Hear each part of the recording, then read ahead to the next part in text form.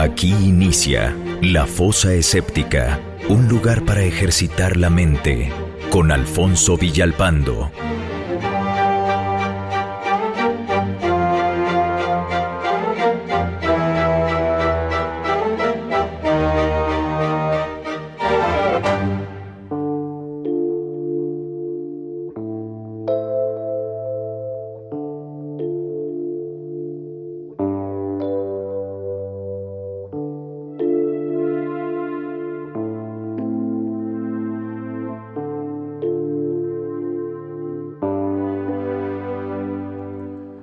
Hola amigos de La Fosa Escéptica, bienvenidos a esto que es ya el episodio número 199.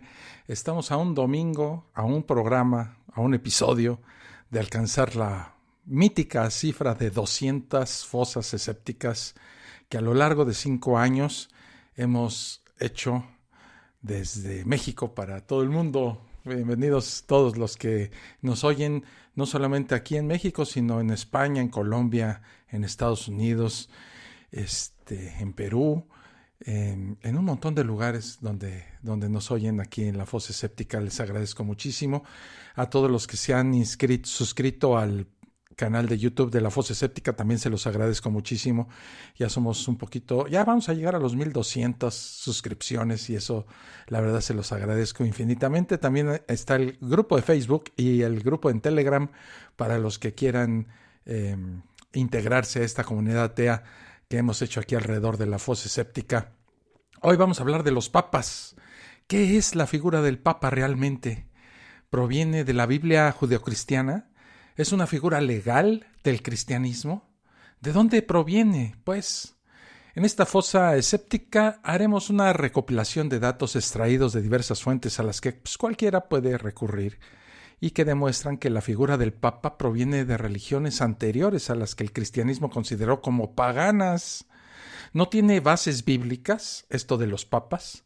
Se creó el puesto y mantuvo mediante engaños, corrupción y asesinatos, hasta consolidarse tal y como hoy la conocemos. Así es de que comenzamos.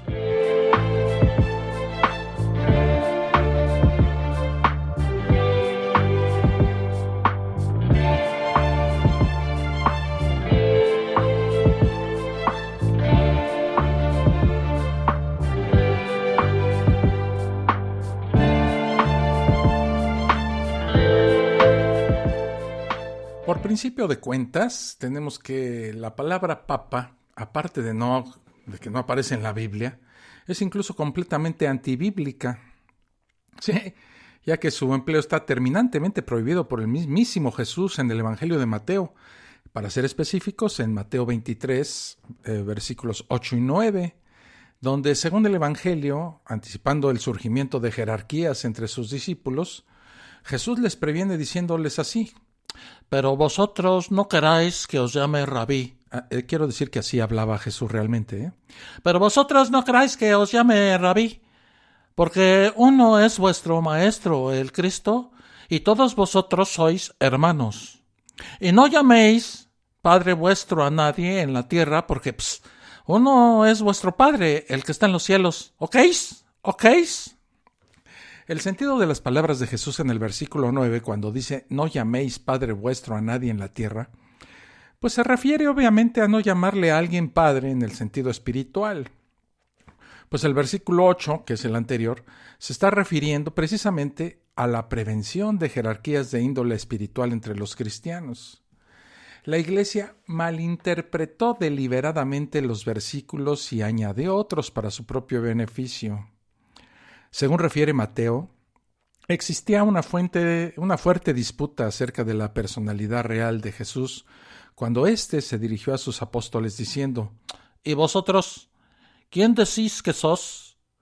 Tomando la palabra, Simón Pedro le dijo a Jesús: tú eres el Mesías, el Hijo de Dios vivo. Y Jesús respondiendo dijo: bienaventurados tú, Simón Bar-Jona, porque no es la carne ni la sangre quien esto te ha revelado, sino mi Padre que está allá arriba en los cielos. Y yo te digo a ti que tú eres Pedro, y sobre esta piedra edificaré yo mi iglesia, y las puertas del infierno no prevalecerán contra ella. Yo te daré las llaves del reino de los cielos, y cuando atares en la tierra, será atado en los cielos, y cuando desatares en la tierra, será desatado en los cielos. Entonces ordenó a los discípulos que se ataran los zapatos porque se iban a caer, y que a nadie dijeran que él era el Mesías. La Iglesia Católica se apoya fundamentalmente en este pasaje de la confesión en Cesarea de Filipos, y más concretamente en 2 de sus párrafos, Mateo 16, 18 y 19, para demostrar que Jesús eligió a Pedro como cabeza sobre la que fundar y basar su futura Iglesia Católica, por supuesto. Pero si analizamos este texto con un mínimo rigor y recordamos algunas de las evidencias mostradas hasta aquí, veremos claramente dos cosas. Uno, los párrafos tomados en su contexto global no significan lo que la Iglesia pretende que digan. Y segundo, aunque se los arrope con el contexto que se quiera, resulta indiscutible que son falsos, o lo son otros muchos pasajes neotestamentarios fundamentales para sostener la supuesta divinidad de Jesús.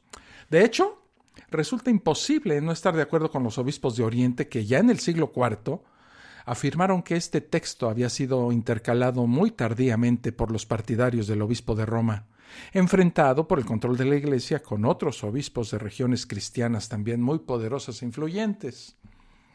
En primer lugar, como mera crítica aparte, dado que voy a documentar que el texto citado es un añadido espurio, señalaré que del contexto solo cabe extraer razonablemente las siguientes conclusiones. Si la fe y la base del cristianismo radican en el conjunto de creencias que van aparejadas con la de aceptar la divinidad de Jesús, pues resulta obvio que la supuesta respuesta de Pedro aportaba un credo sólido frente a quienes no tenían al Nazareno por hijo de Dios vivo. Y en esas palabras radicaba, no en quien las dijo, la piedra sobre la que edificar la Iglesia. Eso es la guardiana de la ortodoxia de esta fe. Tal como debería ser de sentido común y como se confirma en pasajes tan notables como en Pedro, en Efesios, en Corintios, el fundamento, la piedra sobre la que se edifica la fe, o sea, la Iglesia, es Jesús Cristo, no Pedro, ni mucho menos el Papa, que es lo que sucede en la práctica en la Iglesia Católica, que con su comportamiento contradice no solo a Jesús, sino a San Pedro y a San Pablo. Darle a Pedro las llaves del reino de los cielos no parece tener el sentido de nombrarle el mayordomo de nada, ni de institución ni de paraíso prometido, sino que por el contrario, aludía a la ya repetidamente mencionada voluntad de Jesús de abrir la puerta de Dios a todo el pueblo de Israel ante la inminente llegada del reino. Por otra parte, la facultad de atar y desatar, que debe leerse como la capacidad para mantener o borrar las faltas o pecados mediante el arrepentimiento y el bautismo, no la recibió Pedro en exclusiva, ya que según en Juan, en su capítulo 20, cuando Jesús resucitado se apareció a todos sus discípulos, Jesús les dijo: como me envió mi Padre, así os envío yo. Diciendo esto, les soplo y les digo: recibid el Espíritu Santo. A quien, perdón, te escupí, Pedro. A quien perdonaréis los pecados, les serán perdonados. A quienes se los retuviereis, les serán retenidos. ¿Entendieron? Órale, pues órale, a volar. Es obvio, por tanto, que esta facultad fue adjudicada a todos los discípulos presentes de modo excluyente y limitado, o más bien a todos los seguidores de Jesús sin excepción. Eso a todas y cada una de las eclesias o asambleas de creyentes. Volviendo al versículo de Mateo 16, veremos ahora algunos otros aspectos aún más interesantes para aclarar la impostura de la que tratamos en esta fosa. Si comparamos a Mateo con los pasajes equivalentes de los otros evangelistas como Marcos, Lucas o Juan, observaremos que aunque la frase se repite textualmente en Marcos y Lucas, pero con añadidos diferentes, claro está, y el sentido se conserva en Juan, en ninguno de ellos aparece rastro alguno del versículo concreto de Mateo, con el fundamental nombramiento que Pedro recibe de Jesús. ¿Resulta creíble que la inspiración divina se olvidara de comunicar a estos 3 evangelistas la justificación del papel central que debería jugar todos los papas de la Iglesia hasta el fin de los tiempos? Bueno, pues parece poco probable que así sea. Por enésima vez, un texto clave para los intereses de la Iglesia Católica solo aparece en el fantasioso y falaz Evangelio de Mateo. Otro detalle del texto comentado resulta capital para ver que se originó en una falsificación tardía. Pedro aparece afirmando con seguridad: «Tú eres el Mesías, carnal, el Hijo de Dios vivo».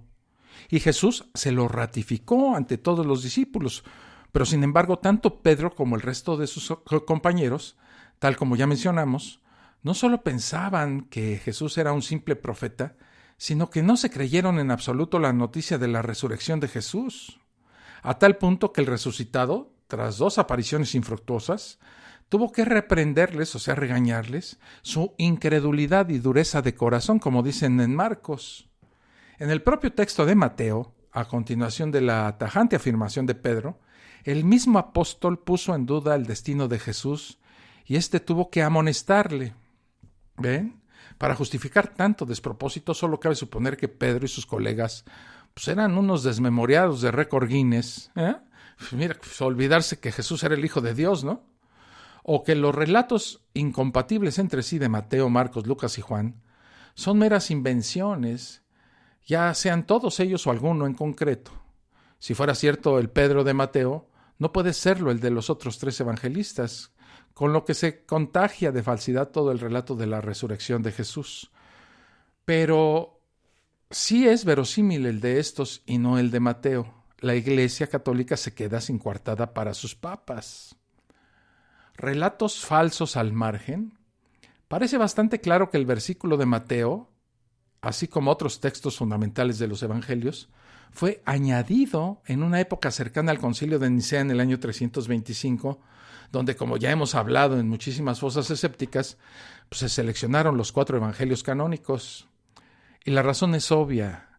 El versículo deslegitima, por boca del propio Jesús, la doctrina arriana, que fue la causa básica de ese concilio, y acabó siendo violentamente condenada en él.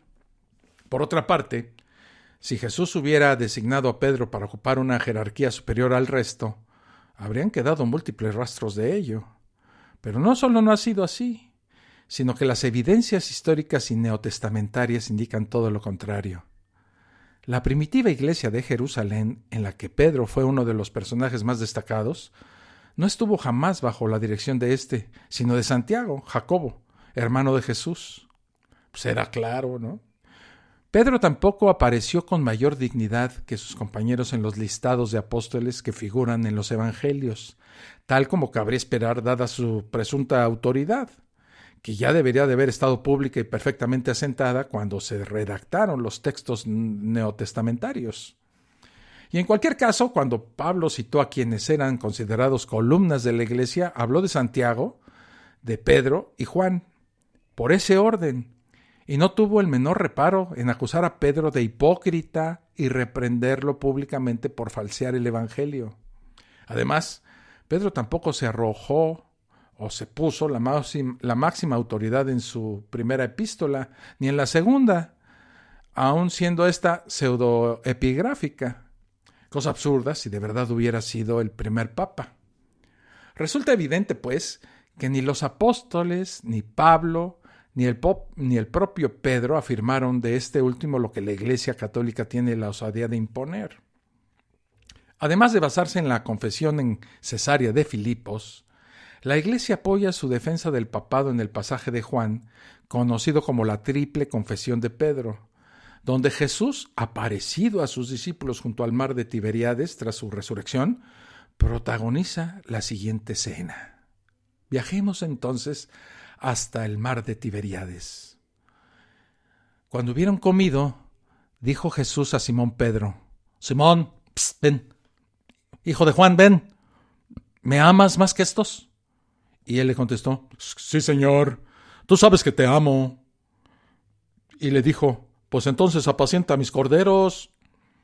Por segunda vez le dijo: Simón, hijo de Juan, ¿me amas? Pedro le respondió, sí, Señor, ya te dije que sí, tú sabes que te amo. Y entonces Jesús le dijo, apacienta mis ovejas. Y por tercera vez le dijo, Simón, hijo de Juan, ¿me amas? Pedro se entristeció de que por tercera vez se le preguntara, ¿verdad? ¿Me amas? Te estoy preguntando, ¿me amas? Y le dijo Pedro, Señor, tú sabes todo, tú sabes que te amo. Y entonces Jesús le dijo, entonces apacienta mis ovejas con una chingada, te estoy diciendo. En verdad te digo, cuando eras joven, mira Pedro, cuando eras joven tú te ceñías e ibas a donde querías. Cuando envejezcas, extenderás tus manos y otro te ceñirá y te llevará donde no quieras. ¿Me entendiste? Y eso se lo dijo indicando con qué muerte había de glorificar a Dios. Hasta ahí este pasaje y esta escena bíblica. Entonces, para valorar estos versículos en lo que valen, pues hay que tener en cuenta que no fueron escritos hasta finales de la primera década del siglo II por Juan el Anciano, un griego que jamás conoció el entorno directo de Jesús, pero que sí sabía de la ejecución de Pedro, por lo que no le resultó difícil añadir la profecía de su martirio.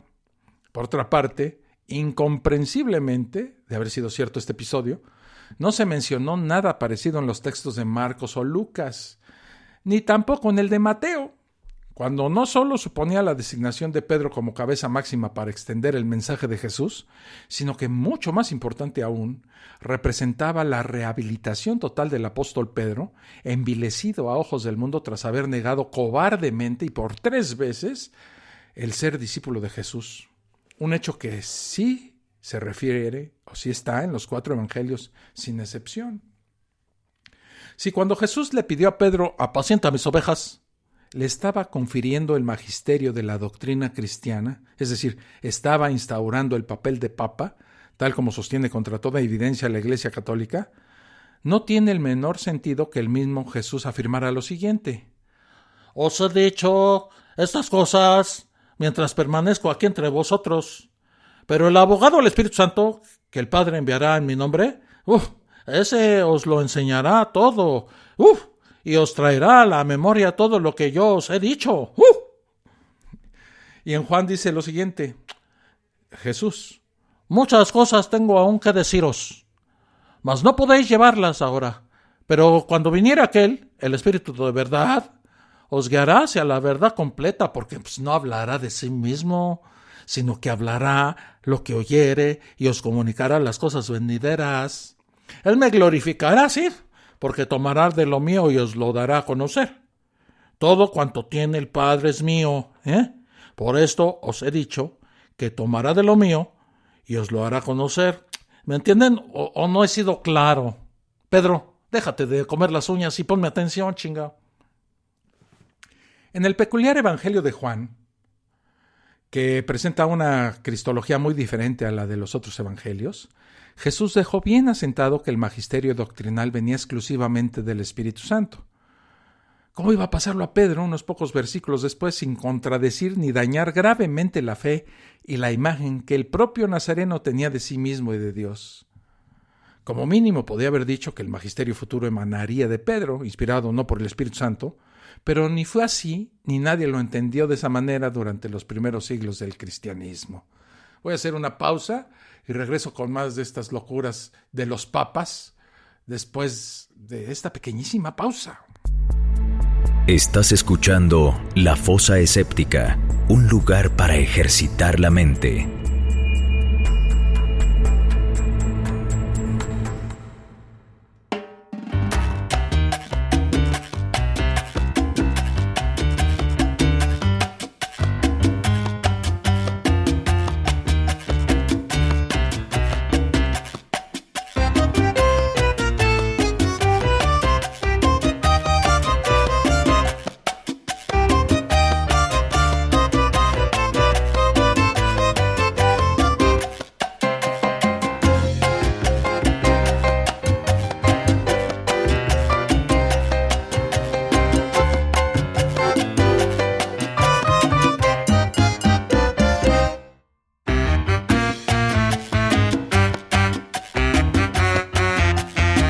ando bien guapachoso. Me salió esa canción, ni modo. Pues está bien, ¿no? Para ponerle cierto jícamo a la plática del día de hoy. Habla Tinta79, muchas gracias por estar aquí en el chat en vivo de Spreaker. Te lo agradezco muchísimo. Dice, hola Alfonso, buen tema el de esta noche. Tus argumentos son guiados por la lógica que los creyentes pasan por alto. Es claro lo del sesgo cognitivo que nos has comentado en otras fosas. Pues la verdad es que, mi estimada Tinta, el asunto es que con solo escarbarle tantito, tampoco se necesita ser un iluminado, ¿verdad? Ni un experto, ni un sabio, sino nada más tener la curiosidad de investigar, y en el mismo internet está toda esta información. El que quiere encontrar busca, ¿verdad? Y haciendo esto, pues me he encontrado con un montón de material que ya les iré poniendo aquí en las fosas acerca de estas incongruencias tan extraordinarias y tan evidentes de la Iglesia Católica, ¿verdad? Dice Pablo Llorens, buenas noches amigos de la fosa, buenas noches Alfonso, buenas noches Pablo. Otro interesante tema, ¿cómo nos tienes? Acostumbrados, Alfonso. Ay, un fuerte abrazo, muchísimas gracias hasta Uruguay, mi estimado Pablo Llorens. Uriel Nava dice, buenas noches a todos los amigos de la fosa y buenas noches, don Alfonso. Es la primera vez que llego a una fosa en vivo. Un abrazo. De verdad es que yo sí tengo buena memoria hasta eso. Y tú, Uriel, es la primera vez que te apersonas aquí en el Spreaker, ¿no? En el chat en vivo de Spreaker. Te lo agradezco muchísimo. Y aquí estamos mientras podamos, ¿verdad? Los domingos a las 7 p.m. hora de México. Nuestros amigos por ejemplo, de España, que nos oyen con mucha frecuencia, bueno, hay una gran cantidad de suscritos en iVoox, a los cuales les saludo. Y bueno, ya aprovechando el viaje, ahí en iVoox hay un botoncito que dice apoyar. Y eso me permite pues seguir continuando con la fosa escéptica. Si quieren apoyar económicamente este esfuerzo, ¿verdad? Lo pueden hacer por PayPal, @AlfonsoVillalpando. Lo pueden hacer a través de iVoox o solamente con escucharme, suscribirse al canal de YouTube. Ya es una gran ayuda, como ustedes saben, esto de la monetización de los podcasts. Es un lío. Ya tengo todos los trámites hechos, por ejemplo, en YouTube. Y esperemos que pueda autofinanciarse por lo menos este esfuerzo por promover el ateísmo, el escepticismo y el pensamiento racional, pues con la ayuda de todos ustedes, amigos escuchas, amigos fosos escepticones. El propio San Pablo es un ejemplo paradigmático, ya que no solo no buscó jamás el magisterio de Pedro, o sea, el puesto, creo que en esa época el sueldo era muy, muy miserable, ni tampoco el de la Iglesia de Jerusalén, cabeza de la herencia doctrinal de Jesús, sino que se le enfrentó y predicó doctrinas totalmente opuestas. Resulta también evidente que si Pedro hubiese sido el primus inter pares, como siempre, como el principal entre ellos, tal como sostiene la Iglesia Católica, hubiera resuelto su querella doctrinal con Pablo mediante una decisión de su autoridad. Pero pues no fue él, sino un concilio quien zanjó parcialmente la disputa que traían entre Pedro y Pablo. Y fíjense después, muchos años después, ¿verdad? Pedro y Pablo, personajes de los Picapiedra. Ahí sí se juntaron. Del concilio de Jerusalén, celebrado en el año 58, aparecen datos en la Acta 15 y su lectura muestra con claridad que el sínodo de apóstoles y presbíteros, en el que tomaron la palabra primero Pedro y luego Pablo y Bernabé como partes, local y foráneo respectivamente, y en conflicto, fue presidido por Santiago, el hermano de Jesús, que en el Acta 15, párrafo 13 al 22, aparece recapitulando lo dicho en la reunión y proponiendo la solución que pareció entonces bien a los apóstoles y a los ancianos con toda la iglesia. Y unos capítulos después, en el Acta 21, es de nuevo Santiago quien preside el Consejo de Presbíteros ante la presencia de Pablo. A Pedro no se le invitó. Si alguien pues actuó como papa en esos primeros tiempos, pues ese fue Santiago, pero jamás Pedro. La palabra papa, fíjense, ya era usada en religiones anteriores.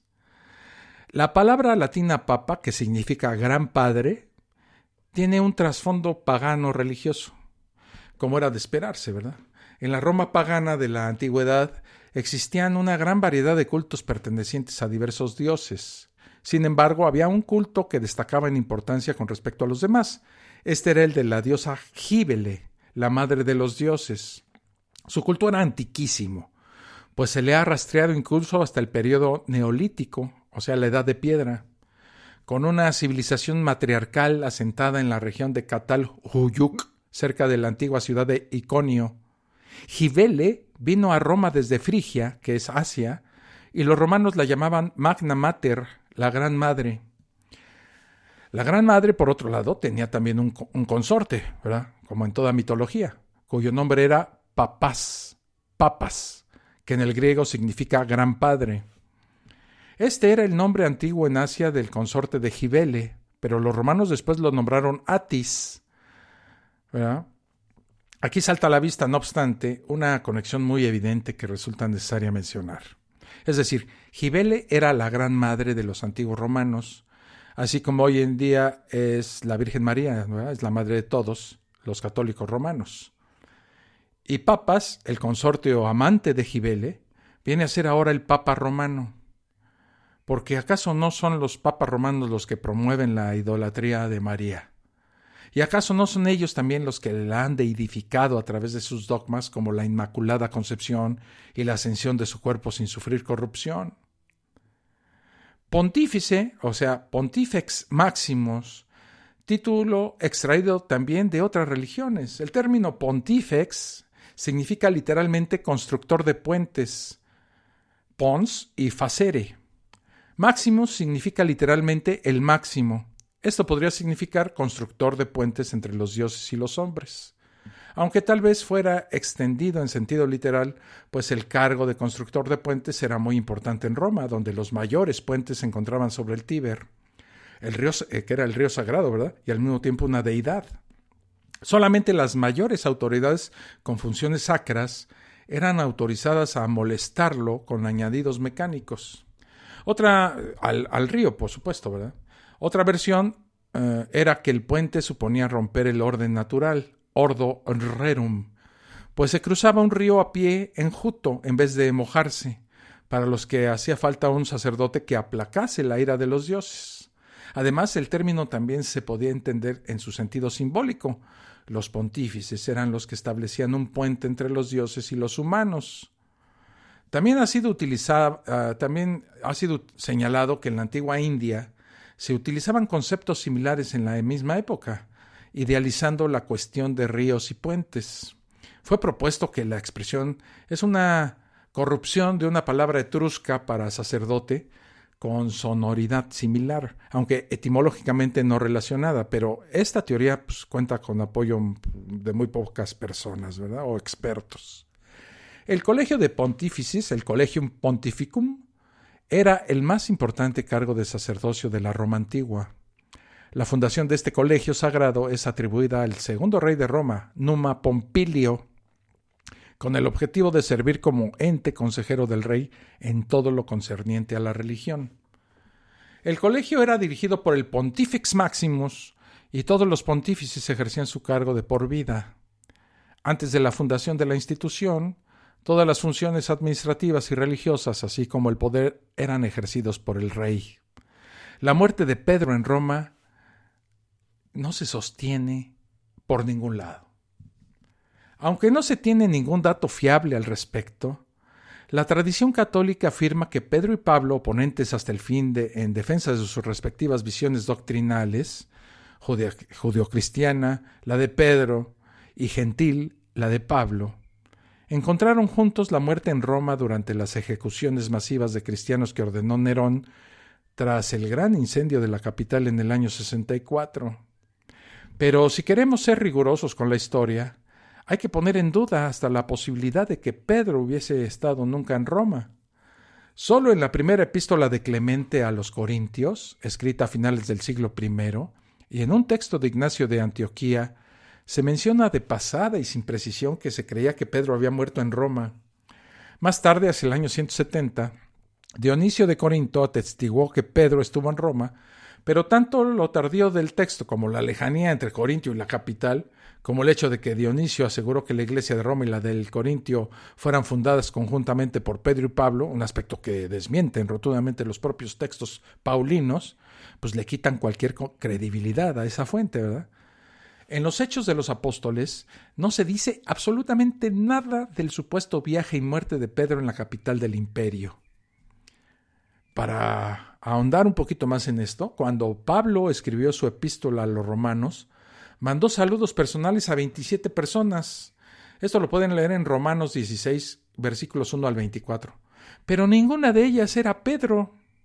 Sería absurdo suponer que Pablo ignoraba que su colega estaba en Roma, si efectivamente hubiera sido así, o que le negase un mero saludo protocolario, aunque se sabe que estaban peleados a muerte, ¿verdad? Al escribir desde Roma sus últimas epístolas, Pablo tampoco mencionó en ningún momento que Pedro ocupase el cargo de obispo u otro cualquiera en esa ciudad, ni se dio por enterado de que pudiera estar vivo o muerto allá en Roma, ¿verdad? La Iglesia de Roma fue fundada por personas de las que no se tiene ningún dato, pero a mediados del siglo II, a pesar de contar con unos 30,000 miembros, nadie de esa comunidad había dejado constancia ninguna de la supuesta estancia de Pedro en su ciudad. Además, el título de patriarca, como sinónimo de obispo superior, y reservado desde el siglo V a los dirigentes de Alejandría, Antioquía, Constantinopla, Jerusalén y Roma, apareció mucho más tarde en Roma que en Asia Menor o Siria. Por otra parte, tampoco ninguna evidencia histórica o arqueológica ha podido encontrar indicio alguno de la estancia o muerte de Pedro en Roma. Interesante. Ninguna prueba arqueológica tampoco ha comprobado dónde fue enterrado Pedro. O sea, la tumba de Pedro es falsa, la que está en el Vaticano. A pesar de que el 26 de junio de 1968 el Papa Paulo VI anunció que las reliquias de San Pedro han sido identificadas de una manera que no podemos considerar que nos podemos considerar como convincente, o sea que sí son, tal suposición carece de toda base científica y se fundamenta en una de las investigaciones arqueológicas más lamentables del siglo. Siguiendo la pista de la tradición que sitúa la tumba de Pedro en la Vía Apia o debajo de la iglesia de San Pedro, el Vaticano decidió realizar una excavación arqueológica bajo la cúpula de San Pedro. Los trabajos, dirigidos por el prelado Kaas y realizados entre 1940 y 1949, fueron conducidos por el arqueólogo Enrico Jossi, el arquitecto Bruno Apolloni y los jesuitas Antonio Ferroy y Engelbert Kirschbaum. Finalmente, en la Nochebuena de 1950, el Papa Pío XII anunció que se había encontrado la tumba del príncipe de los apóstoles bajo la iglesia romana. ¿Quieren saber en qué acabó esto de la excavación? Pues vérenme tantito que ahorita regreso aquí a la fosa escéptica. Estás escuchando La Fosa Escéptica, un lugar para ejercitar la mente.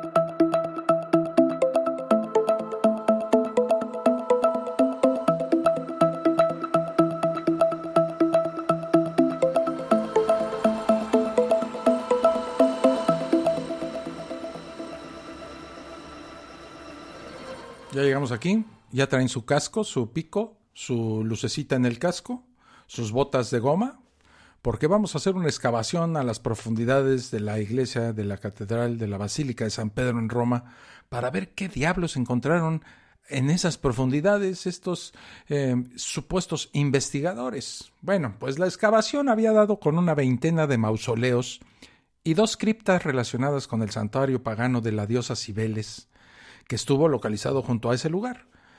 Pero eso bastó para elaborar un informe que afirmaba haber encontrado sin género de duda el lugar donde fue enterrado Pedro, pero no se encontró la tumba del apóstol. ¿O cómo está el asunto? ¿O la encontraron o no la encontraron? Ante tamaño disparate, pues la crítica científica seria, después de analizar los resultados de la excavación, pues le quitó cualquier credibilidad al supuesto hallazgo. El propio Engelbert Kirschbaum, arqueólogo, se vio forzado a rechazar las rotundas conclusiones anteriores y admitir que varias piezas podrían interpretarse también de otro modo. Y en sus propias palabras dijo que solamente tenemos el lugar, la ubicación de la tumba del apóstol y no los componentes materiales de la misma, o sea, los huesitos, ¿verdad? Que no hay modo de saber, en una tumba antigua, quién estuvo ahí enterrado. Muy lógico, ¿verdad? Que el informe inicial no estuvo exento de errores, que en él hay defectos en la descripción y mayores o menores contradicciones, y una serie de excusas y pretextos completamente disparatados. Con un malabarismo final, el tal Kirschbaum, anteponiendo su fe a su ciencia, escribió lo siguiente. ¿Se ha encontrado la tumba de Pedro? Nosotros respondemos que se ha encontrado el tropiaion de mediados del siglo II, pero la correspondiente tumba del apóstol no se ha encontrado en el mismo sentido, sino que se ha demostrado, es decir, mediante toda una serie de indicios, se ha deducido su existencia, aunque ya no existan partes materiales de esta tumba original. O sea, no encontraron nada. Y dijeron, no, pues es que si está aquí abajo de la iglesia y ya excavamos como 6 días o 10 días, estamos cansados. Ya di que ahí estuvo la tumba y ya dejen de estar fregando. Bueno, esta vez la inspiración divina había entrado en el campo de la arqueología con un razonamiento tan peculiar como el siguiente. No hemos encontrado absolutamente nada, pero como hemos localizado otras cosas que nada tienen que ver, pues demostramos que esta nada es la prueba que ahí estuvo lo que buscamos. Así se elabora la ciencia católica. Cuando el Papa Paulo VI anunció como convincente el hallazgo de los restos de Pedro, el antropólogo Venerando Correnti, tras haber analizado las piernas del vecchio robusto, los supuestos huesos del apóstol, ya había hecho público su dictamen identificando los restos como pertenecientes a 3 sujetos diferentes, entre los cuales cuasi certeramente se encontraban los de una mujer anciana de unos 70 años de edad.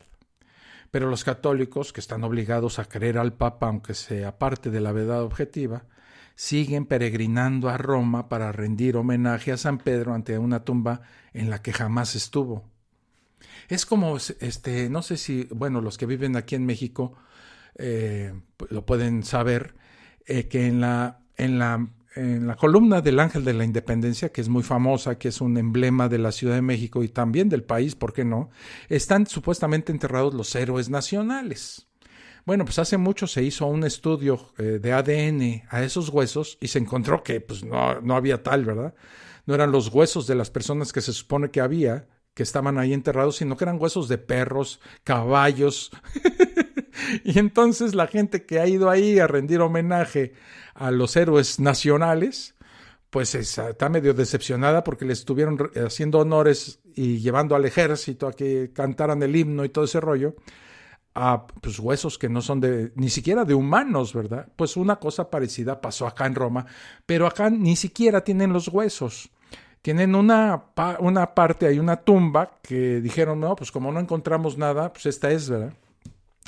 El primer papa romano hizo una lucha por seguir con el poder y el control del imperio. Bueno, la aparición del primer papa oficial, por otro lado, no fue algo que sucedió de la noche a la mañana. Más bien implicó un proceso de varios siglos a través de los cuales se fueron dando una serie de circunstancias que propiciaron finalmente la aparición de esta figura tan nefasta. Con la ejecución de Pablo y Pedro, en donde quiera que haya sido, desaparecieron las 2 figuras más influyentes del protocristianismo, pero la cabeza rectora de la herencia doctrinal de Jesús nunca estuvo en esos personajes, ni tan siquiera en Roma. La iglesia primitiva, como ya hemos dicho, estuvo dirigida por un consejo o Sanedrín presidido por Santiago, que era el hermano de Jesús, al que tras su ejecución hacia el año 62 sucedió Simeón, hijo de Cleofás y primo de Jesús. Y si bien es cierto que a partir del año 70 la iglesia judeocristiana de Jerusalén perdió rápidamente su autoridad, en especial sobre los cristianos helenos, También lo es que en esa década la Iglesia de Roma no era más que una especie de anexo exterior de la sinagoga judía, donde se encontraban los cristianos que en lo personal seguían llevando el estilo de vida judío anterior a su conversión.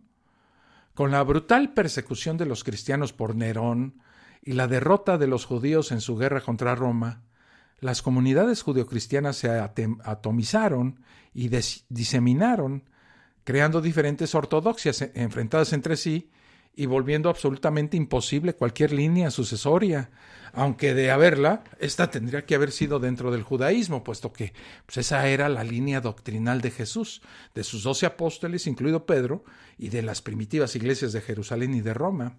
Pero jamás cabría esperar encontrarla en el seno del catolicismo romano, que se institucionalizó a partir del Edicto de Milán en el año 313 de la Era Común, cuando era emperador Constantino, amigo de la Fosse Séptica, por cierto. Tal como documenta y expone Karl-Heinz Deschner, al tratar de las ficciones históricas, en su libro dice: se conocían sucesiones y cadenas de tradiciones en las escuelas filosóficas entre los platónicos, los estoicos, los peripatéticos. Se conocían en las religiones egipcia, romana y griega, que a menudo se remontaban a un mismo dios. Se las conocía desde hacía mucho tiempo, mucho antes que en casi todos los países cristianos la afirmación de la sucesión ininterrumpida en el cargo de los obispos desde el día de los apóstoles, la pretendida sucesión apostólica, condujera a grandes maniobras de engaños, pues precisamente por alejarse cada vez más dogmáticamente de los orígenes, se buscaba conservar la apariencia de semper idem, siempre iguales, y se engañaba por doquier con falsificaciones drásticas de una tradición apostólica que prácticamente nunca existió. Esto lo dice Karl-Heinz Deschner.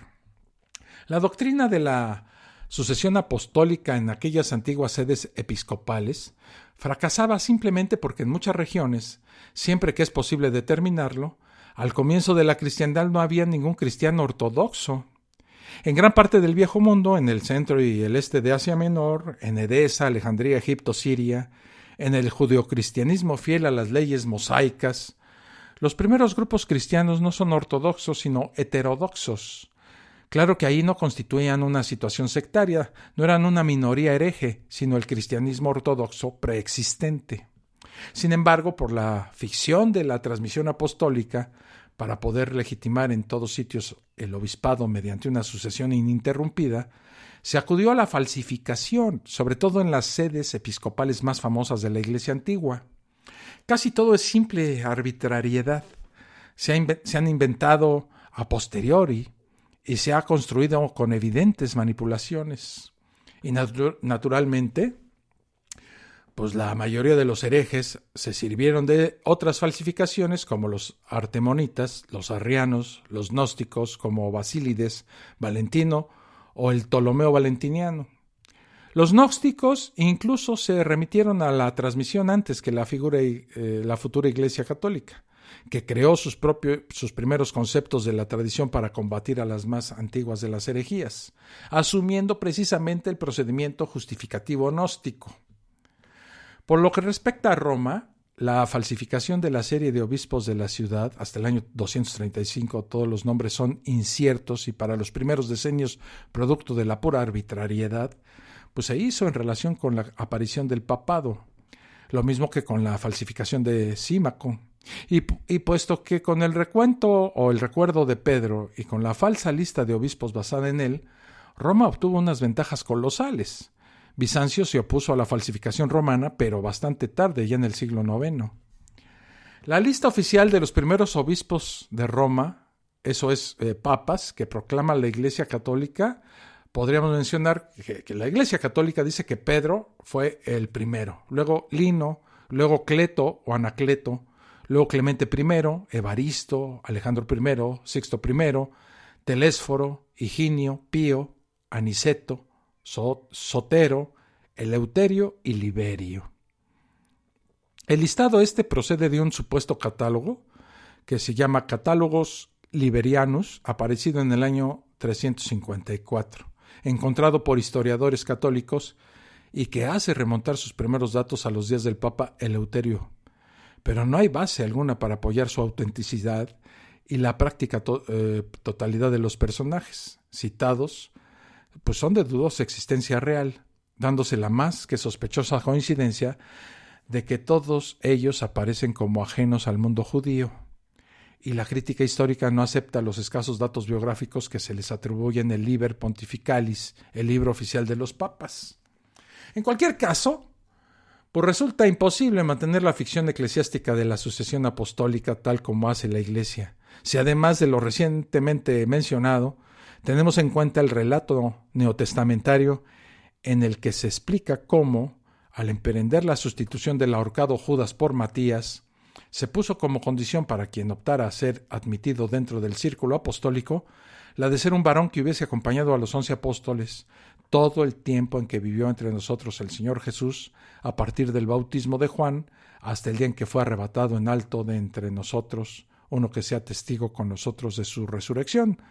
Como dice esta acta del Concilio de Jerusalén, la acta 1, en sus párrafos 21 y 22. ¿Cómo puede nadie declararse sucesor de los apóstoles si ninguno más que ellos puede cumplir los requisitos señalados y su testimonio personal, lo que supuestamente vieron y vivieron, no es heredable? ¿Qué papa en toda la historia de la Iglesia convivió con Jesús o lo vio ascender al cielo? Si repasamos las diferentes tradiciones cristianas del suceso apostólico, basadas todas ellas en listas tan falsificadas como la de Roma, veremos que el patriarcado de Bizancio fue fundado por el apóstol Andrés, la iglesia de Alejandría por Marcos, la iglesia de Corinto y Antioquía por Pedro, la iglesia armenia por Tadeo y Bartolomé y hasta por el propio Cristo, según un intercambio de cartas entre el príncipe Abgar Ucama de Edesa y Jesús, que fue falsificado alrededor del año 300. El obispado de Aquilea reclamaba el título de patriarcado por tener su origen en Marcos desde el siglo V, y muchas sedes episcopales de España, Italia, Dalmacia, países bálticos, la Galia y la Bretaña también acudieron a la falsificación de listas sucesorias para demostrar su fundación apostólica y poder reclamar de este modo pues, un estatus prioritario sobre otras ciudades, y así pues, un largo etcétera de ciudades que se autonombraron sucesoras, ¿verdad? Estas personas de Jesucristo en la tierra. Tales comportamientos reprensibles no fueron, sin embargo, actos aislados, ni mucho menos, ya que durante los primeros siglos del cristianismo y del catolicismo fue absolutamente corriente falsificar todo tipo de documentos con tal de dotarse de poder o legitimidad o las dos partes, ¿verdad? El propio acusado de emplear engaños para defender su visión del cristianismo se justificó diciendo en Romanos: pero si la veracidad de Dios resalta más por mi mendacidad, para gloria suya, ¿por qué voy a ser yo juzgado pecador? En aquellos siglos fueron legión los que adoptaron en la práctica lo que Orígenes, el gran teólogo cristiano, puso por escrito cuando formuló su teoría de la mentira económica y pedagógica basada en el plan divino de la salvación. Orígenes defendió la función cristiana del engaño cuando postuló la necesidad de una mentira, que él la llamó necessitas mentiendi, como condimento y medicamento.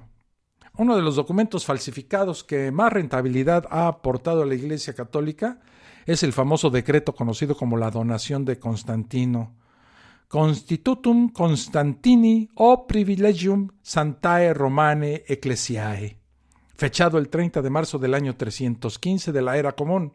En este texto, que se presentó como redactado por el propio Constantino, al margen de relatar su proceso de conversión por obra del Papa Silvestre, el emperador dejó sentado supuestamente esto: tanto más cuanto que nuestro poder imperial es terrenal, pues venimos en decretar que su Santísima Iglesia Romana será venerada y reverenciada, y que la sagrada sede del bienaventurado Pedro será gloriosamente exaltada aún por encima de nuestro imperio y su trono terreno.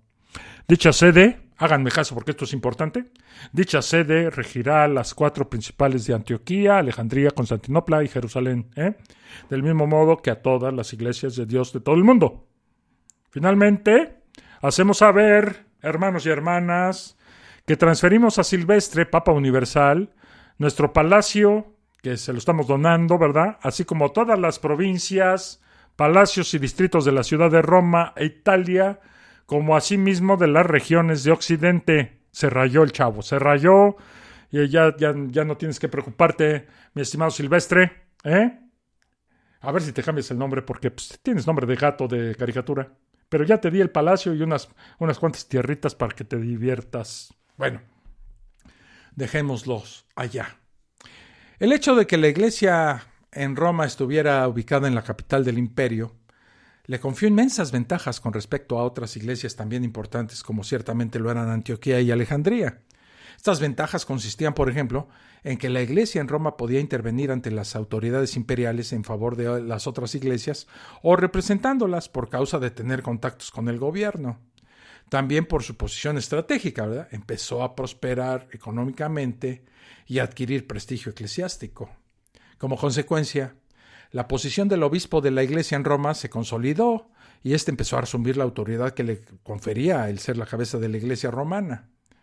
No obstante, todavía durante el reinado de Constantino, que fue entre el 313 y el 337, cuando el cristianismo ya se había convertido en la religión oficial del Imperio Romano, el obispo romano era todavía simplemente un obispo más entre los obispos de las demás iglesias, pues Constantino, como ya vimos hace un momento, pues era obispo de obispos, Pontifex Maximus y vicario del cristianismo. No fue sino hasta después de la muerte del emperador Constantino, que pasó en el año 337, cuando los obispos romanos, en forma tentativa, se atrevieron a empezar a reclamar una posición de prestigio, influencia y autoridad para sí mismos, y las características doctrinas falsas respecto a la primacía del papado empezaron también a ser sistemáticamente formuladas. La evidencia histórica muestra que el incentivo básico que motivó al obispo de Roma, que todavía no se llamaba papa, el empezar a formular sus derechos y primacía sobre otras iglesias, fue el hecho que vio su posición amenazada por las ambiciones del obispo de la Nueva Roma, en griego Nea Romum, en latín Nova Romana, es decir, Constantinopla, ciudad conquistada y reformada por Constantino, y a la que Constantino proclamó capital del imperio entre el año 330 y el año 395. Las ambiciones, como siempre, del obispo de la Nueva Roma, de Constantinopla, salieron a la luz en el concilio de Constantinopla en el año 381, segundo concilio ecuménico donde el entonces obispo de Roma, Dámaso I, ¿qué creen? No fue invitado. Ahí se decretó que el obispo de Constantinopla debía tener el primer rango después del obispo de Roma porque Constantinopla es la nueva Roma, así de fácil. El propósito era, sin duda, darle a Constantinopla una posición en el imperio del Este que estuviera por encima de Antioquía y Alejandría, y Roma, por supuesto, no sería afectada. Dámaso reaccionó inmediatamente, y en el año 382, un sínodo romano declaró, con obvia referencia a la decisión del año previo, que la iglesia romana debía su primacía no a los decretos de un sínodo, sino a los poderes comisionados a Pedro por Cristo. Roma era, según Dámaso, la primera sede, silla o trono del apóstol Pedro, o el que estuviera, ¿verdad? Dámaso también añadió el término apostólica al nombre de la iglesia romana, y en su afán de reclamar suprema autoridad espiritual para sí mismo, fue el primero en apropiarse de las palabras dichas a Pedro por Cristo. Tú eres Pedro, y sobre esta roca edificaré mi iglesia. Esta afirmación de Dámaso, por cierto, no fue aprobada por dos supuestos grandes teólogos católicos contemporáneos de Dámaso, San Agustín y San Ambrosio. San Pedro escribió a Ambrosio que tenía una primacía de confesión, no de oficio, una primicia de fe, no de rango. Sin embargo, los sucesores de Dámaso en Roma se aferraron neciamente y, por consecuencia, continuaron desarrollando las doctrinas que apoyaban la posición especial del obispo de Roma. Esto de tal manera que el sucesor inmediato de Dámaso, Ciricio, fue el primero en llamarse papa, como lo atestiguan los mismos historiadores católicos romanos en sus crónicas de los papas. Sin duda, la intervención de Dámaso en la historia del desarrollo del papado jugó un papel muy importante.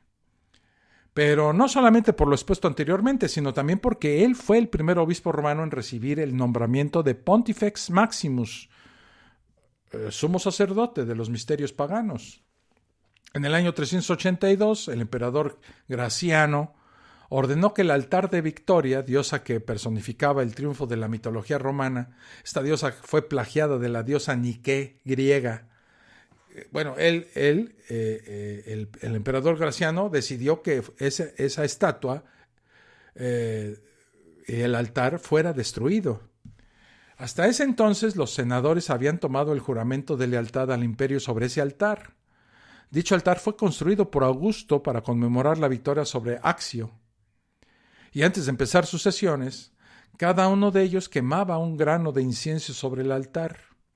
Cuando el Senado, que en su mayoría era pagano, fue informado del edicto imperial, mandaron una comitiva a Milán para que se entrevistara con Graciano. La comitiva llevaba consigo la túnica de Pontifex Maximus, la cual intentaban presentar al emperador. Y el emperador, por su parte, pues debía recibir el título y la túnica, pues pensaban que el sentimiento amistoso así inducido haría que el emperador cambiara de opinión. Sin embargo, el emperador terminó rechazando la túnica y el título, afirmando que resultaba impropio para un emperador cristiano. Cuando el emperador Graciano rechazó el título y rito de iniciación de Pontifex Maximus, que le correspondía a él por causa de ser el emperador romano en turno, el puesto obviamente quedó vacante y fue tomado entonces, ¿por quién creen? Pues por el obispo romano Dámaso. Definitivamente alguien tenía que ocupar la vacante, pues los paganos en el Imperio Romano todavía eran muchos en número, como lo atestigua el historiador Gibbon en su extensa obra Decline and Fall of the Roman Empire, que escribió en 1781. Y dice así el historiador Gibbon: la imagen y altar de Victoria fueron removidos de la casa del Senado, pero el emperador dejó las estatuas de los dioses que estaban expuestas a la vista del público. Templos todavía permanecían para satisfacer la devoción de la gente, y por todas partes en Roma la moral de los cristianos era ofendida por los olores de los sacrificios idolátricos. El obispo romano Dámaso, por otro lado, duró poco tiempo oficiando como Pontifex Maximus, ya que el emperador Graciano rechazó el nombramiento en el año 382 y Dámaso murió en el 384. Sin embargo, es necesario hacer notar que esta transferencia del oficio de Pontifex Maximus del emperador a un obispo romano había conseguido que el obispo romano, en su afán de poder, consintiera en aceptar el puesto vacante de Pontifex Maximus, sumo sacerdote de los misterios paganos, oficio que por causa de ir contra la moral cristiana, el mismo emperador había rechazado. De esta manera, el obispo romano quedaba completamente bajo su control y poder, como todos los demás pontífices anteriores lo habían estado. El obispo romano celosamente se encargó de introducir el paganismo dentro de la iglesia. Los paganos, por otro lado, empezaron a ser aceptados en la iglesia sin cambiar sus creencias y prácticas, y ante sus ojos, ahora el obispo romano era el legítimo representante de su larga línea de pontífices. Voy a hacer una pequeña pausa para terminar ya con esta fosa escéptica. Espero que les esté resultando interesante, como a mí me lo estuvo resultando hasta el momento. Vamos a ver si acabamos bien. Nos vemos después de esta pequeña pausa. Estás escuchando La Fosa Escéptica, un lugar para ejercitar la mente.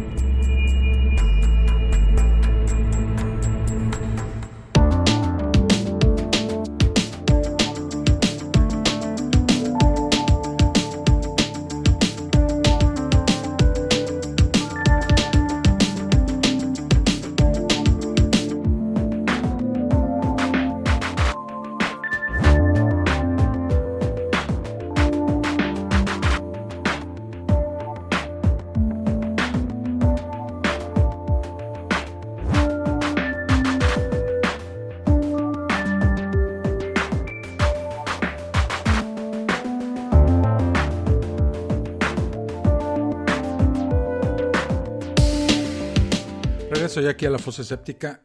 Se me había pasado preguntarles qué tal el calor.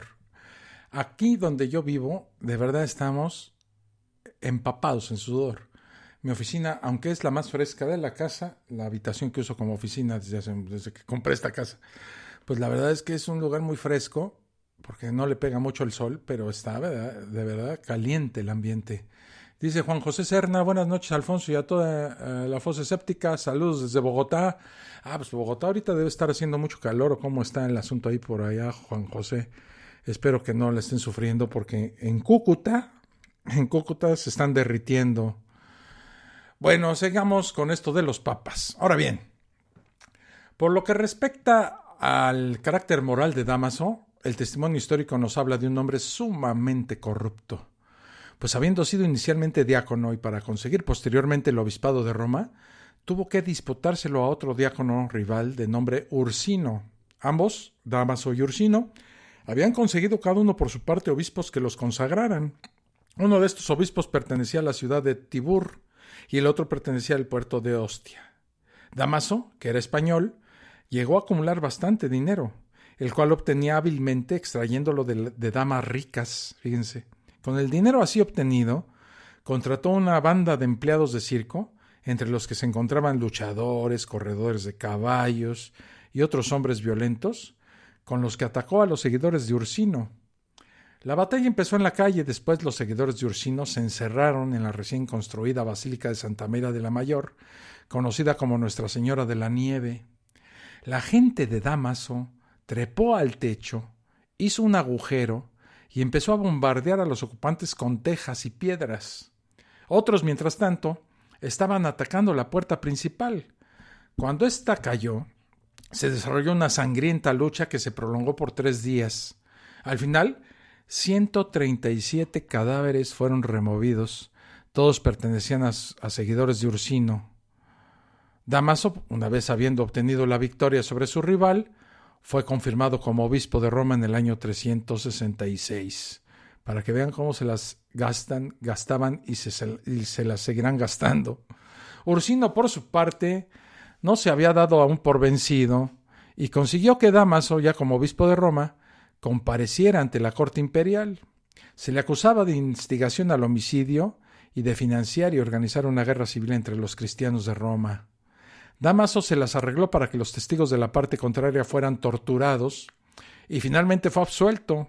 Ursino y sus seguidores terminaron después siendo desterrados a Galia, lo que hoy es Francia. El hecho de que Dámaso y Ursino se hubiesen peleado por el título de obispos de Roma era porque evidentemente representaba una posición sumamente lucrativa. Cuando en una ocasión un prefecto de Roma, el cual tenía muchos títulos religiosos, fue confrontado por Dámaso para que se convirtiera, el hombre respondió: por supuesto, si me haces obispo de Roma. Un escritor de este entonces, el historiador Amiano Marcelino, sugirió que definitivamente se llevaba a cabo una reñida competencia por esa posición tan lucrativa, y dice así: porque una vez ganado el puesto, el individuo puede disfrutar en paz una buena fortuna asegurada por la generosidad de matronas, puede trasladarse en carruaje y vestirse con magníficas ropas y dar banquetes cuyo lujo supera el de la mesa del emperador. Se podría decir que a partir de Dámaso, los papas romanos empezaron a enriquecerse en gran manera y a poseer grandes extensiones de tierra. Esto aunado al hecho que al cambiar Constantino la capital del imperio al este, o sea, a Constantinopla, no quedó ningún emperador que gobernara en el oeste, creándose así un gran vacío político, administrativo y emocional. Vacío que el Papa estuvo más que dispuesto a llenar, convirtiéndose gradualmente en la potencia más grande de Italia y de Europa occidental, y lo siguió siendo durante toda la Edad Media. Aproximadamente 60 años después de Dámaso aparece el Papa León I, el cual ocupa un lugar importante en la historia de los papas, pues llevó teóricamente la doctrina de la primacía del papado lo más lejos posible. Este papa consiguió que por causa de sus servicios diplomáticos prestados al imperio, el emperador romano Valentiniano III confirmara finalmente la primacía del obispo de Roma sobre todas las demás sedes. Una vez logrado esto, León entonces proclamó que la primacía de Roma, reconocida ahora políticamente, sería heredada por todos sus sucesores. Además, fortaleció y exaltó su sede en Roma, refiriéndose a sí mismo como Pedro en la silla de Pedro. Afirmó poseer plenitud de poder y se consideraba incluso el gobernador del universo. El Papa León I el Grande no solo no se consideró infalible a sí mismo, sino que proclamó por escrito que el emperador contemporáneo y homónimo León I, que al igual que otros monarcas de la época recibía los títulos de pontífex, heraldo de Cristo, custodio de la fe, etc., sí que lo era. Sé que estáis más que suficientemente iluminado por el Espíritu Divino que mora en vos, le expresó el Papa al rey. De hecho, el emperador León I, haciendo uso de la infalibilidad que le había otorgado el propio Papa respecto a las cuestiones de doctrina católica, tenía plena autoridad para derogar incluso los dogmas salidos de concilios. En esos días, muchos prelados aplicaban también al emperador León I los versículos de Mateo, base sobre la que la Iglesia Católica sostiene su pontificado y la línea sucesoria desde Pedro. León también fue el primer papa en adjudicarse para su propia conveniencia el texto bíblico de Mateo donde Jesús supuestamente le entrega a Pedro las llaves del reino de los cielos y el poder de atar y desatar. Tal autoridad, no obstante, no fue conferida solamente a Pedro, pues 2 capítulos más adelante, en Mateo 18, el Señor da la misma autoridad a todo el grupo de discípulos. Y después, en los versículos siguientes, 19 y 20 del mismo capítulo, vemos que se extiende este derecho a todos los creyentes. Otra contribución principal de León a la teoría del papado consistió en hacer una distinción entre persona y oficio. Es decir, él afirmaba que aunque un papa fuera pecaminoso, esto no afectaba el carácter santificado o santo del papado. Una distinción leonina que resultó de gran ayuda después para los papas, pues así justificaron todo tipo de inmoralidad entre ellos. Durante el reinado de León también se vio por primera vez el nefasto primer ejemplo de interacción entre la ley canónica y la ejecución de la ley civil, pues a todas las ordenanzas del Papa se les dio fuerza legal, de tal manera que todo aquel que no se sometiera a la Iglesia se convertía entonces en un hereje y por lo tanto sujeto al edicto de las leyes de herejía del imperio. La Iglesia católica romana, mas no apostólica, pues no desciende de los apóstoles sino de los emperadores romanos, formó su estructura en base al patrón organizativo del mismo imperio romano, como puede apreciarse en textos de la época. Después de la caída del Imperio Romano del Oeste en el año 476, los papas asumieron el papel de los emperadores y el matrimonio de la Iglesia con el mundo se consumó. De ser perseguida, ahora la Iglesia se había convertido en el principal persecutor, y no solo en asuntos religiosos, sino también en cualquier forma de libertad de conciencia, como más adelante veremos. El escritor Peter de Rose, en su libro Vicars of Christ, The Dark Side of the Papacy, describe esto elocuentemente. Dice así: el tiempo no está lejos cuando los sucesores de Pedro no serán los sirvientes sino los amos del mundo. Se vestirán de púrpura como Nerón y se llamarán a sí mismos Pontifex Maximus. Se referirán al hombre pescador como el primer papa y apelarán no a la autoridad del amor sino al poder investido en él, para actuar como Nerón actuó. Desafiando a Jesús, los cristianos harán a otros lo que les han hecho a ellos, y peor aún harán. La religión que se enorgullecía de haber triunfado sobre la persecución por medio del sufrimiento se convertirá en la fe más perseguidora que el mundo ha visto. Perseguirán incluso a la raza de la cual Pedro y Jesús provinieron. Ordenarán en el nombre de Jesús que todos los que no estén de acuerdo con ellos sean torturados y algunas veces crucificados sobre fuego. Harán una alianza entre el trono y el altar e insistirán que el trono es el guardián del altar y garantizador de la fe. Su idea será que el trono, o sea, el Estado, imponga su religión en todos sus súbditos, sin molestarles que Pedro mismo se opuso a la tal alianza y que por causa de ello murió. 3 siglos después que el apóstol murió en la colina del Vaticano, la Iglesia, a pesar de la persecución, creció en fuerza hasta que vino el día en que fue tentada a echar su suerte con César. En el procedimiento de elección de los papas también prevalece haber más mano humana que divina. Al menos eso puede deducirse si recordamos que durante el primer milenio el pontífice era elegido por el clero y el pueblo romano hasta que el Papa Nicolás II, en el año 1059, a fin de evitar las injerencias del poder político civil, encomendó a los cardenales dicha función, dejando a los anteriores electores la sola prerrogativa de poder aclamar al nuevo, que debía pertenecer al clero romano y ser designado preferentemente en Roma. Alejandro III, en 1179, estableció que para la elección era necesario sumar las 2/3 partes de los votos, y finalmente Paulo VI excluyó del electorado activo a los cardenales mayores de 80 años. Resulta desconcertante que se le pongan condiciones de corte sociopolítico a una elección que, según la Iglesia, deriva de la inspiración del Espíritu Santo sobre el cónclave. ¿Es que el Espíritu Santo no es capaz de inspirar a todos y se le facilita el trabajo rebajando algo el número de los prosélitos necesarios? ¿Es que los más ancianos no son inspirables? Y si hay cardenales sordos al Espíritu Santo, ¿qué demonios hacen dirigiendo el magisterio católico y participando en un cónclave? A pesar de que el papado católico presume de tener un claro y sólido origen petrino, o sea, de Pedro, la propia historia de la Iglesia desmiente tal presunción. Contra toda lógica, dado que se afirma que Jesús concedió la autoridad primacial a Pedro y sus sucesores, durante los primeros siglos del cristianismo no hubo ninguna doctrina del primado, aunque de hecho el obispo de la capital del imperio gozara de un notable prestigio, ¿verdad?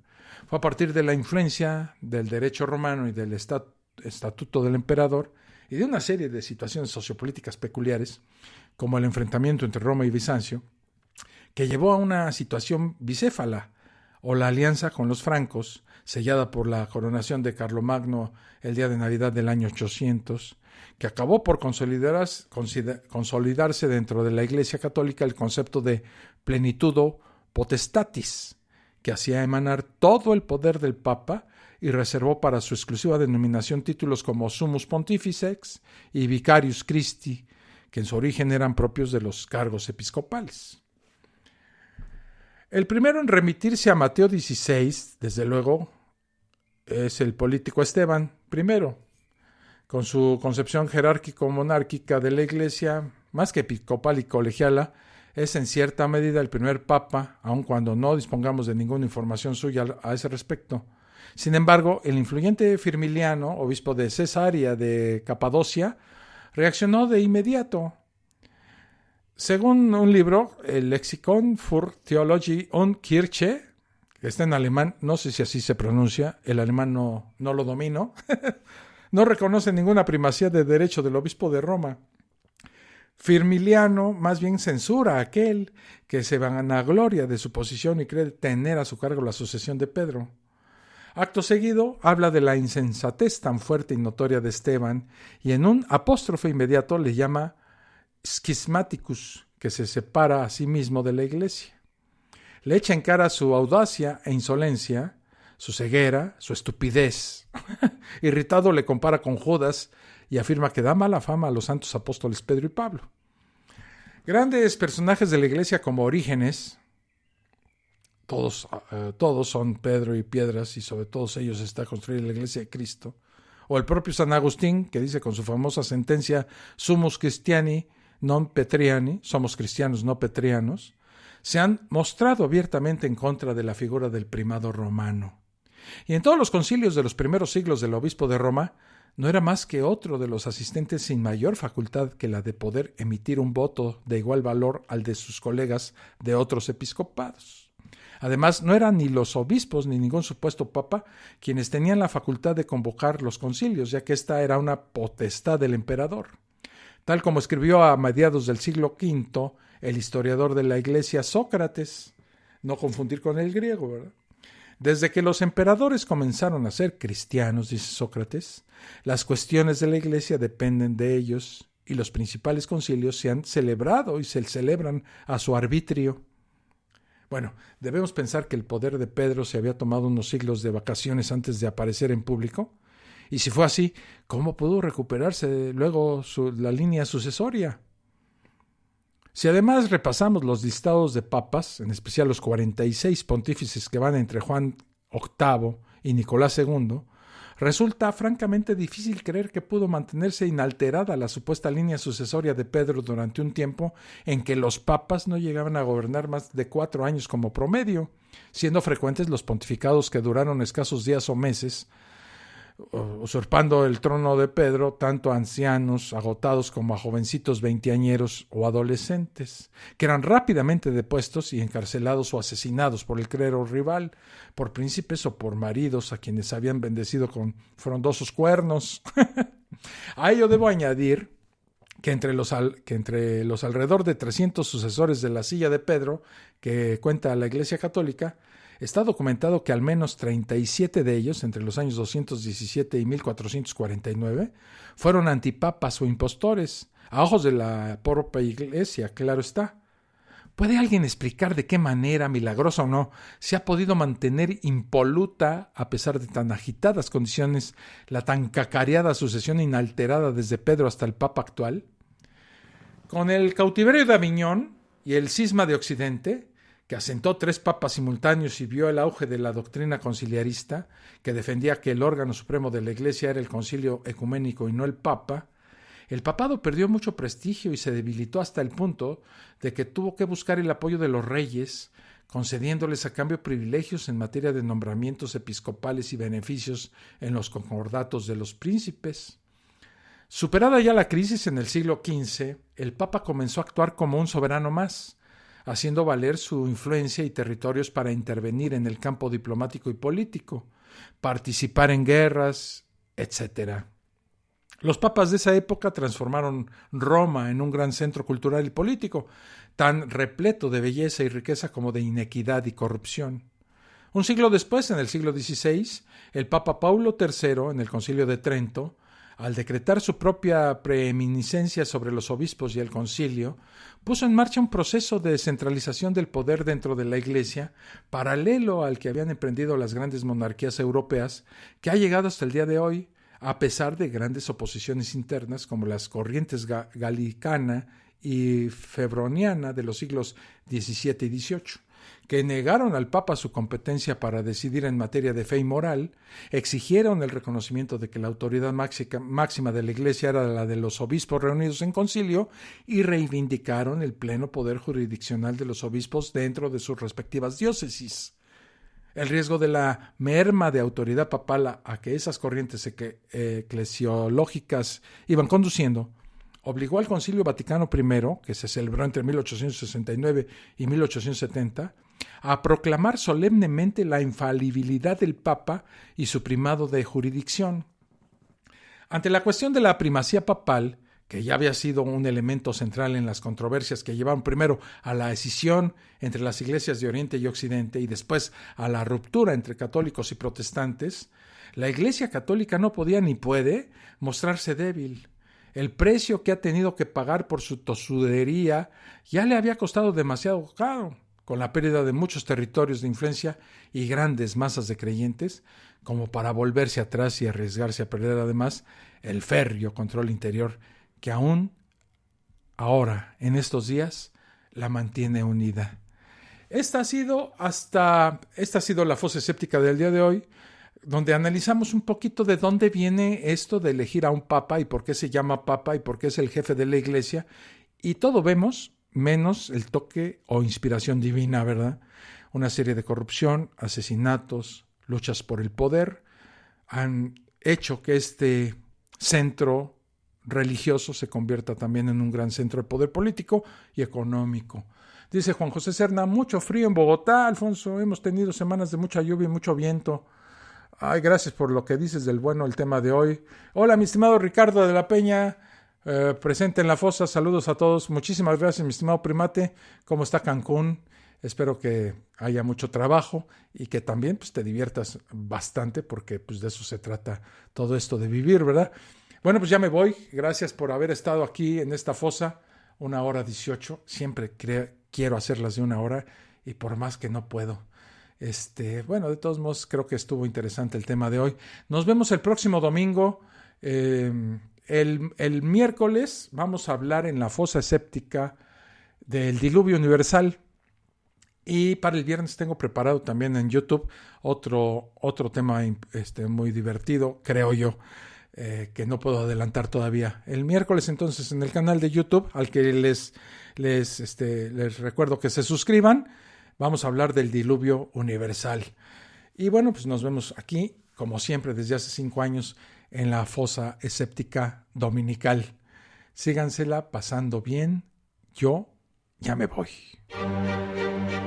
Esto fue La Fosa Escéptica, un lugar para ejercitar la mente, con Alfonso Villalpando. Te esperamos en el próximo capítulo a través de Spreaker, Spotify, Apple Podcasts y iVoox.